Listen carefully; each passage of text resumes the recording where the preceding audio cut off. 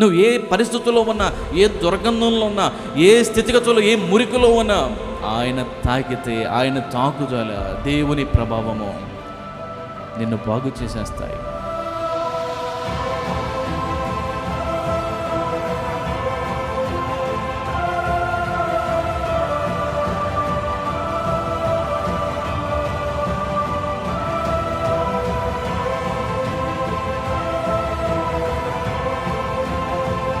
ఉన్న పాటున దేవుని మందిరానికి రా, ఉన్న పరిస్థితుల్లోని దేవుని సన్నిధికి రా, ఉన్న స్థితిగతులను దేవుని సన్నిధికి రా. దేవుని ప్రభావం, దేవుని ఆత్మ నేనేం చేస్తుందో తెలుసా? చెడుగా ఉన్న నీ హృదయాన్ని, మలినమైన హృదయాన్ని ఏం చేస్తుంది? బాగు చేస్తుంది, బాగు చేసేస్తుంది.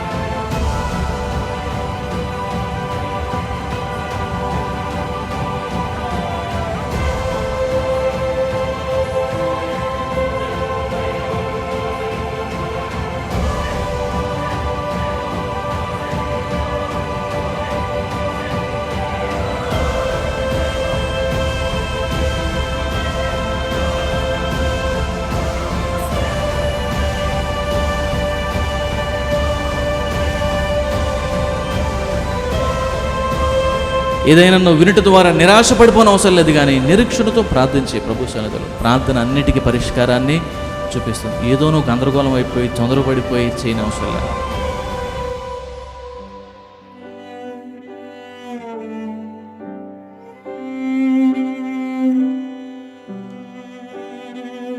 ఏమి కోరుకోకుండా మన కోసము ఉన్నదంతా ఇచ్చినాడు.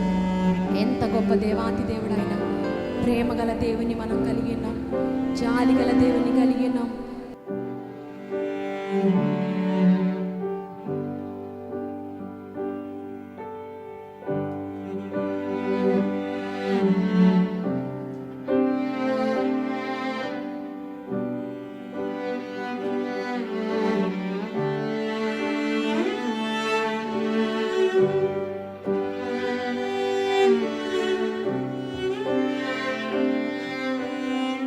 దేవుని చేయి విడిచిపెడతామేమో కానీ, మనం దేవునికి దూరం అవుతామేమో కానీ, ఆయన మన చేయి విడిచే దేవుడు కాదు.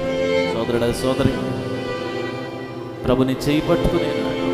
నీకోసం ఆయన గాయపరచబడ్డాడు, నీకోసం ఆయన అవమానించబడ్డాడు, నీకోసం ఆయన శరీరంలోనికి కొరడాలు దెబ్బలు వెళ్ళినాడు, నీకోసం ఆఖరి రక్తపొట్టు వరకు కార్చున్నాడు.